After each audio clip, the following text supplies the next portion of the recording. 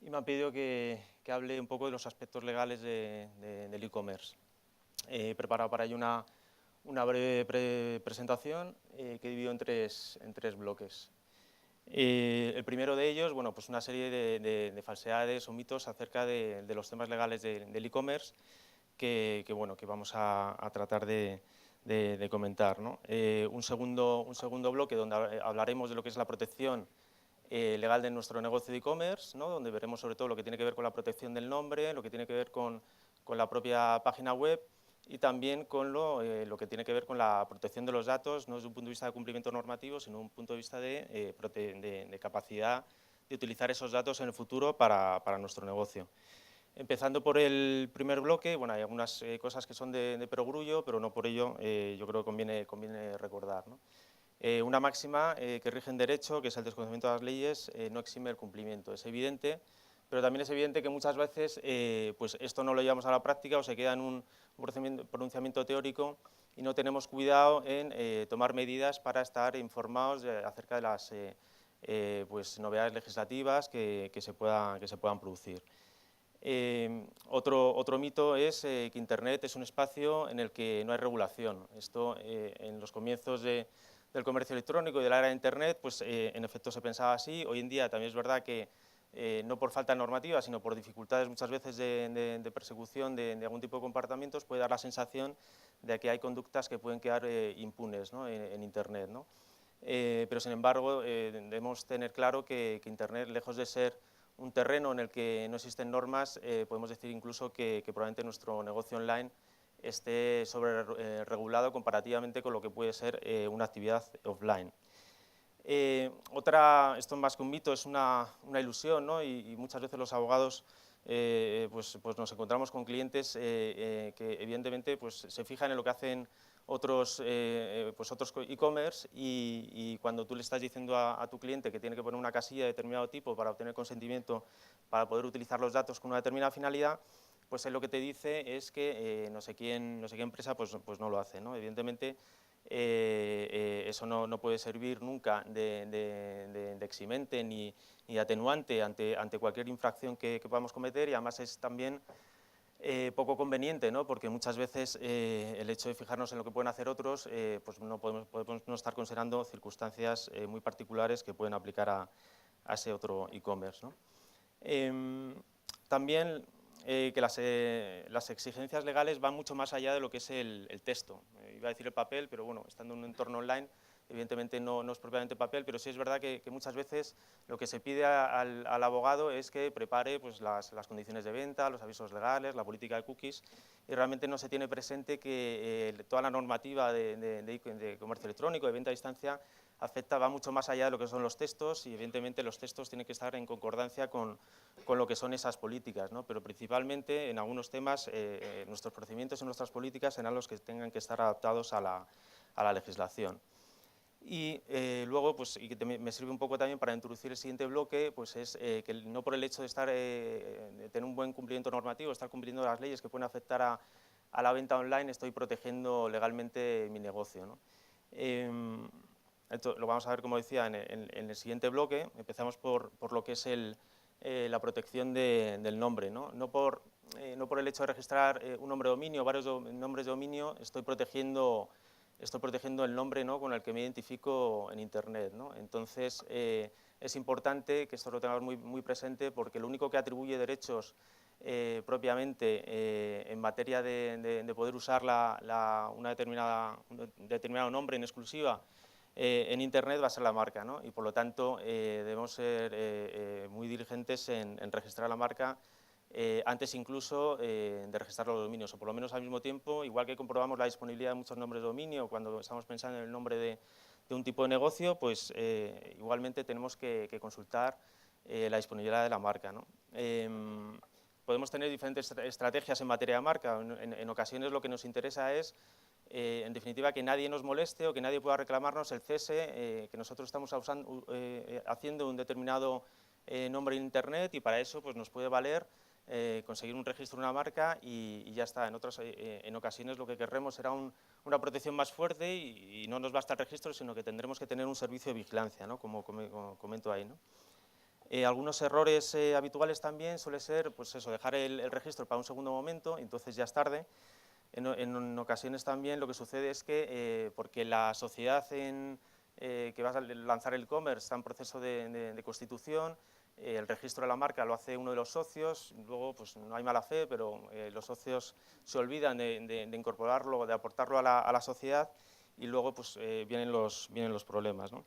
Bueno, ahí también estamos, en los últimos años se han lanzado hasta 1.300 nombres de dominio genéricos de primer nivel más, y por lo tanto se prevé que va a haber también una nueva oleada de controversias y conflictos en ocupación de nombres de dominio. Y también ahí comentar, bueno, el tema de redes sociales, pues que también es importante protegerlo en esas redes, ahí vía registro, evidentemente no hay otra manera, ¿no? En el tema de la web, una doble vertiente, tanto desde un punto de vista de propiedad intelectual del conjunto de elementos que tenemos en nuestra web, como desde un punto de vista de la disponibilidad de la web, ¿no? Y entonces, ¿esto dónde nos lleva, ¿no? Nos lleva a, sobre todo, que en los contratos con esos proveedores que normalmente vamos a tener, de alojamiento, de desarrollo, pues tendremos que bien pedir un reconocimiento de los derechos sobre aquellos aspectos que puedan ser específicos de nuestra web, como también pues una serie de exigencias de niveles de servicios en cuanto a pues, la disponibilidad de nuestra web, considerando que al final es el punto de entrada de los clientes y cualquier tipo de caída del servicio pues puede ser letal, ¿no?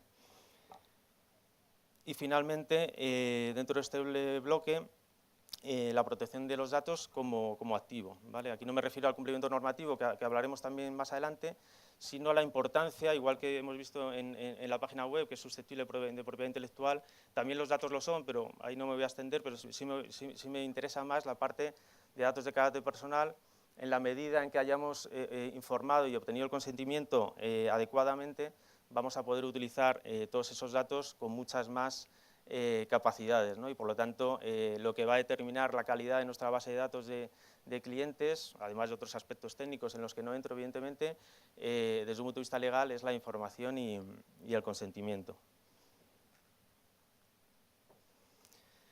Entrando ya en el tercer y último bloque, tenemos un montón de... El e-commerce evidentemente permite hacer ventas fuera de nuestras fronteras. Eso hace que haya un montón de estados hiperregulando, digamos, lo que es la venta electrónica, y por esta razón pues tenemos que atender o que considerar qué tipo de ley es la que nos aplica, ¿no? La de qué país, ¿no? Entonces, en este sentido, a nivel comunitario, sí que existe desde la Directiva de Comercio Electrónico del año 2000 la cláusula de mercado interior o cláusula de control en origen, que determina que a nivel comunitario, dentro de lo que es un ámbito específico que se llama ámbito coordinado, solo se tiene que atender, digamos, a la normativa de aquel país en el que estás radicado, ¿no? En el que estás establecido. Esto evidentemente ha servido como impulso al comercio electrónico.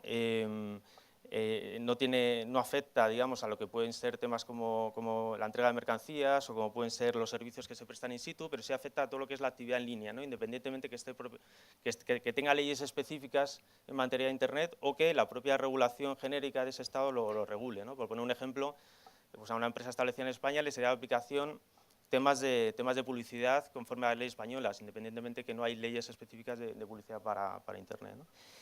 Hay excepciones dentro de ese ámbito, como pueden ser temas de obligaciones contractuales con consumidores, y en materia precisamente de contratos con consumidores, bueno, pues cuando el principio general, que no lo pongo ahí, pero es que será el país del domicilio de la residencia donde resida el consumidor, donde apliquen las leyes, pero se puede pactar ley aplicable con restricciones o con matices, siempre y cuando sea una ley nos estemos sometiendo nuestros contratos a una ley donde por lo menos el empresario esté establecido, ¿no? Y siempre que con ello no evitemos la aplicación de algunas leyes imperativas, ¿no?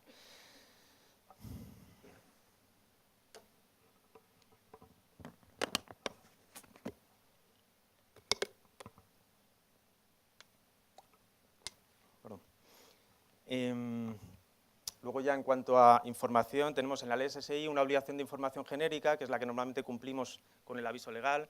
que nos dice la ley SSI, bueno, pues que tiene que estar accesible de modo permanente, fácil, directa y gratuita, bueno, no tiene más importancia y lo que tenemos que suministrar son datos del tipo de denominación social, del CIF, datos del registro, si somos una sociedad mercantil, pero si somos otro tipo de entidad, pues del registro correspondiente, datos de contacto, etcétera. Entrando ya en lo que es actividad propiamente de contratación electrónica, he diferenciado, para que veamos un poco todo lo que es toda la normativa aplicable, en lo que serían las normas generales y podemos decir horizontales que afectarían a todo tipo de contratación electrónica, de lo que es específicamente contratación con consumidores, donde evidentemente tenemos una normativa mucho más extensa. Desde un punto de vista del SSI, ¿no?, que es la que regula esas normas generales, pues las obligaciones son muy sucintas, ¿no? Son básicamente informar sobre los trámites que se van a seguir hasta que se celebre el contrato, si se va a archivar o no el contrato una vez celebrado, medios técnicos que se van a habilitar para corregir errores en el caso de que se produzcan y lenguas en las que puede formalizarse el contrato. Y una vez terminado el contrato, pues hay que emitir un acuse de recibo que puede ser bien en el mismo medio que se haya realizado la venta o mediante correo electrónico en un plazo máximo de 24 horas. Luego también comento ahí lo que son la normativa de condiciones generales, en tanto que también afecta, digamos, a contratación en B2B, entre empresas, ¿no? La normativa de condiciones generales, su objetivo fundamental es al final garantizar en aquellos contratos en los que estoy predisponiendo un montón de, o contratos de adhesión o condiciones generales que se predisponen para incorporarse a una multitud de contratos, a una variedad de contratos, garantizar un conocimiento efectivo por parte del adherente que permita garantizar, como decía, que en el momento de la celebración del contrato se conocen todas esas disposiciones y por lo tanto que quedan válidamente incorporadas. En contratación online propiamente no es un problema el tema de las condiciones generales, sí lo era en contratación telefónica, de otro tipo de contratación a distancia, incluso contratación en establecimientos, donde a veces estás en la tienda y hay unas condiciones generales, pues ahí evidentemente sí que tienen que estar más visibles. Online, evidentemente, la capacidad de dar información a los clientes no suele ser un problema y por lo tanto pues no debería ser pues es un problema, ¿no? Entrando ya a lo que es contratación electrónica con consumidores, bueno, voy a introducir un poco las obligaciones fundamentales. Son información previa, confirmación de compra y derecho de desistimiento. Hay otras cuestiones, ¿vale?, pero evidentemente por razón de tiempo me tengo que limitar a comentar estas, ¿no? Entonces, información previa. Bueno, ahí hago un resumen, no resumen, un detalle, mejor dicho, de todo lo que son, toda la información que tenemos que suministrar. Yo lo he separado entre información general que podríamos dar en unas condiciones de venta, de lo que puede ser información particular que normalmente tendrá que ir en una ficha de producto y que tendrá que ser específica para cada producto o servicio. En cuanto a requisitos formales de esta información previa, bueno, que sea clara, comprensible, etcétera, ¿no? Una obligación también formal, ¿no?, y esta es relativamente novedosa porque es en la última reforma que se ha hecho de la Ley General de Consumidores y Usuarios, es la de tener que informar en el momento, un instante antes, ¿no?, de que se lleve a cabo un pedido, dice, de manera clara y destacada, acerca de las características de los bienes. Bueno, y luego te remite a algunos apartados de información previa, pero bueno, yo ya lo traduzco directamente al precio total, a la duración y a las cláusulas que regulen los temas de duración y terminación, sobre todo en contratos de servicios. Son contratos de compraventa, son contratos de tracto único, por así decir, pues evidentemente no hay duración.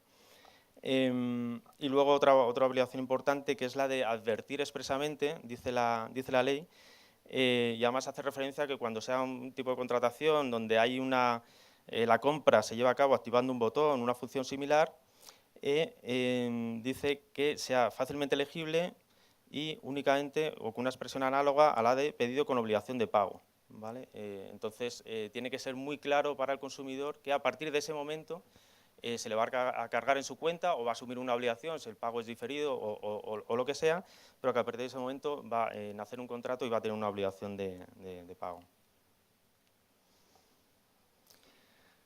En cuanto a la confirmación de compra que comentaba antes, lo que dice la normativa de consumidores es que en un plazo razonable, tras terminar la venta y siempre que antes de entregar el producto y el servicio, pero luego tenemos la ley SSI que nos dice que 24 horas, y en todo caso esto no es un problema, pues debemos mandar una confirmación de que el contrato se ha efectuado, ¿no? Y nos dice que esta confirmación la tenemos que entregar en un soporte duradero, ¿no? La definición de soporte duradero que pongo ahí, pues abarca desde el papel hasta los discos duros, hasta los pendrive, etcétera, ¿no? Un montón de soportes que evidentemente en la contratación online no tiene ningún sentido que le enviemos esa confirmación al cliente por esos medios, y por lo tanto lo más recomendable evidentemente es hacerlo por correo electrónico, que está aceptado como soporte duradero y además nos permite generar una evidencia de que hemos cumplido con esa obligación, cosa que la descarga, si confiamos en que el cliente descargue en su disco duro lo que es la confirmación, pues podríamos no estar acreditando el cumplimiento de esta obligación, ¿no? O sea, que tuviéramos un proceso que verificásemos que eso lo lleva a cabo. En cuanto al contenido de esta confirmación, pues lo que nos dice la ley es que tenemos que suministrar todo lo que es la información previa que había comentado antes, salvo que ya se hubiera facilitado con anterioridad. Y luego también cuando estemos vendiendo algún contenido digital sin soporte material y el cliente haya aceptado que el contrato se ejecute totalmente antes de que transcurran 14 días, que es el periodo que tiene desistimiento, pues tienes que hacer referencia a esa mención de que el cliente ha confirmado esa cuestión en el correo electrónico y por lo tanto ha perdido el derecho de desistimiento que luego comentaremos, ¿no? La carga de la prueba del cumplimiento de esta obligación, ya he comentado, es por parte del vendedor y por lo tanto pues, un correo electrónico parece suficiente, evidentemente, siempre se puede impugnar, pero en principio hace una prueba suficiente, ¿no? Y luego es importante la consecuencia, ¿no?, de no suministrar esta información, que dice que el contrato podría ser anulable, ¿no? Entonces ahí planteo finalmente una duda, ¿no?, si en esa confirmación de compra tenemos que enviar lo que son las condiciones generales de venta a las que con casi toda seguridad tengamos sometido el contrato que estamos celebrando online, ¿no? Entonces, claro, hay alguna referencia al artículo 63 de la Ley General de Consumidores y Usuarios que directamente no se refiere a venta a distancia, pero también aplica, y en todo caso ya arriba hemos dicho que toda la información previa tendríamos que dar en un soporte duradero, ¿no? Y por lo tanto, si en la confirmación estamos enviando solo la ficha de producto, nos estamos dejando bastante información previa de carácter genérico sin suministrar al cliente en un soporte duradero, ¿no? Entonces, mi consejo es que también, al menos en la primera venta, para poder acogernos a lo que digo arriba, ¿no?, de salvo si ya se hubiera entregado, al menos la primera venta sí que vaya con lo que es las condiciones generales. Derecho de desistimiento, bueno, que es el gran quebradero de cabeza de muchos e-commerce, el derecho del cliente sin necesidad de dar razón alguna de dejar sin efecto el contrato efectuado en un plazo de 14 días, y te dice la ley que incluso se puede prorrogar hasta los 12 meses si no se ha suministrado la información previa. En el momento que se complete la información previa que se hubiese dejado de dar, pues a partir de ese momento empezaría el plazo correspondiente.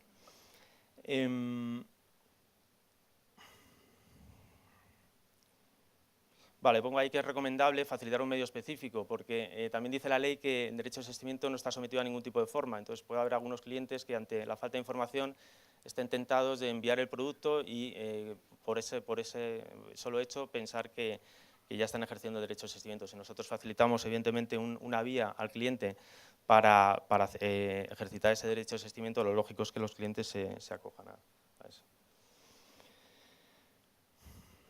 En este caso, la carga de la prueba corresponde al consumidor. Hay una serie de excepciones, ¿vale?, por contratos. Aparte de los que pongo ahí, no he comentado que esta normativa de venta a distancia de la Ley de Consumidores tampoco aplica en los casos en los que hay otras leyes específicas, como puede pasar en servicios financieros, como puede pasar en juego, como puede pasar en viajes combinados, ¿vale? Pero tienen derechos muy parecidos, o sea, es decir, al final son matices respecto a lo que estamos comentando, ¿no? Entonces, bueno, excepciones, evidentemente, pues las que más habituales van a ser las de pues que los bienes o servicios dependan estén confeccionados conforme a especificaciones del consumidor, que puedan deteriorarse o caducar con rapidez, etcétera.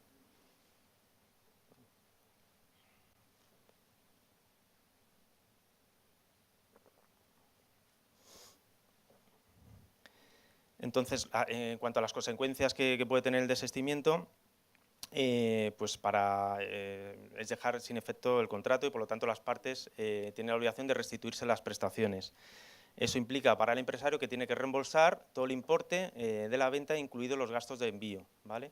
Únicamente puede retenerse aquella parte de los gastos de envío cuando se hayan ofrecido a los clientes distintas formas de envío y el cliente hubiera optado por una que no sea la más básica, ¿vale? Y en ese caso puede retener exclusivamente la diferencia. Luego también dice la ley que no se puede reclamar al consumidor por la pérdida del valor de los bienes cuando esa pérdida se haya producido como consecuencia de una manipulación distinta solo cuando se haya producido por una manipulación distinta a la necesaria para conocer naturaleza, características y funcionamiento. El plazo para hacer la devolución, dice la ley que también 14 días naturales, pero que puedes esperar a que el cliente devuelva el producto o a que, si lo has previsto así, que te envíe alguna prueba de que está en marcha esa devolución. Y la forma tiene que ser a través del mismo medio que haya realizado el pago, salvo que se acuerde otro y siempre que no suponga ningún tipo de coste adicional para el cliente. En cuanto al cliente, pues evidentemente tiene la obligación de devolver el producto y los costes de devolución van a cargo del cliente, salvo que el empresario haya facilitado algún medio específico de devolución o haya decidido asumirlos. Y en lo que comentaba arriba, que está repetida esa idea. Cláusulas abusivas, esto solo se va a producir cuando tengamos condiciones generales con consumidores, son nulas, no tienen absolutamente ningún efecto y bueno, no me voy a detener, tenemos en la ley de consumidores hay un montón de cláusulas que se consideran abusivas, pero en general todas aquellas que traten de vincular el contrato a la voluntad del empresario, que falten a la reciprocidad, pues todo este tipo de cláusulas van a tener esa consideración. En los últimos tiempos, además, con los problemas de los conflictos con la banca, pues también porque todas las que se enumeran en la ley no son numerus clausus, por lo tanto los tribunales tienen la capacidad de determinar nuevas cláusulas, como pueden ser las cláusulas suelo, etcétera.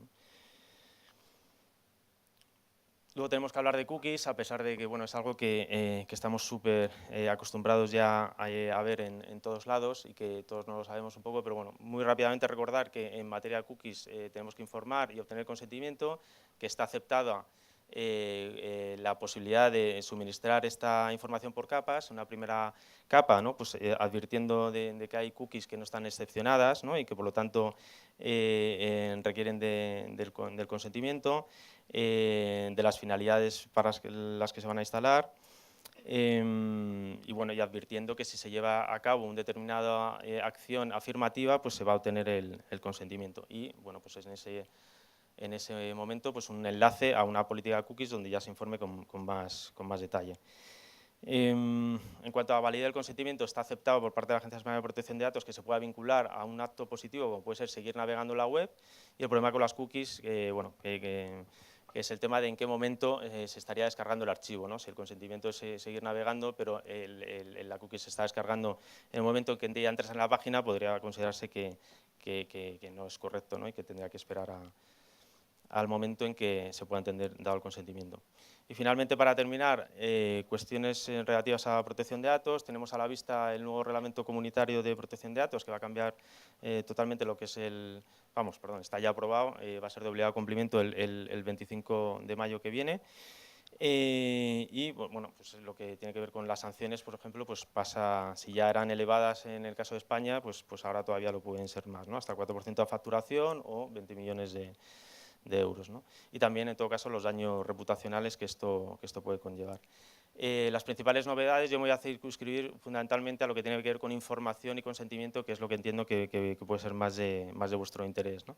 En cuanto a las obligaciones de información, pues se amplían, ¿vale? Y por lo tanto va a ser necesario pues, cambiar todo lo que son las cláusulas informativas de los formularios web que tengamos, ¿no?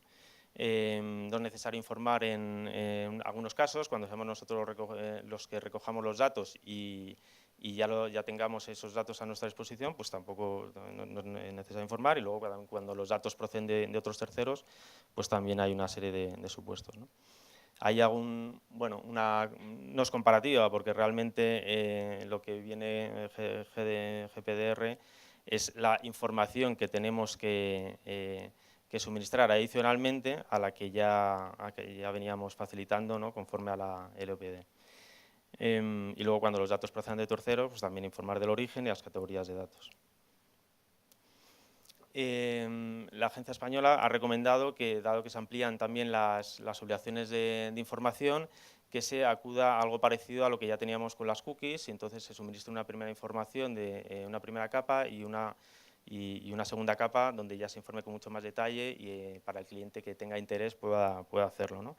Esas dos tablas pues, están cogidas de una guía de la Agencia Española, por lo tanto, bueno, pues la estructura que tienen es la que se recomienda en estos casos utilizar. Y bueno, simplemente puedo comentar que, por ejemplo, el apartado de destinatarios, la agencia recomienda que incluso cuando no tengamos destinatarios, pues también será conveniente decirlo expresamente en lugar de quitar el apartado, ¿no? Y luego, en cuanto a la segunda capa, pues evidentemente la información tiene que ser con mucho más detalle.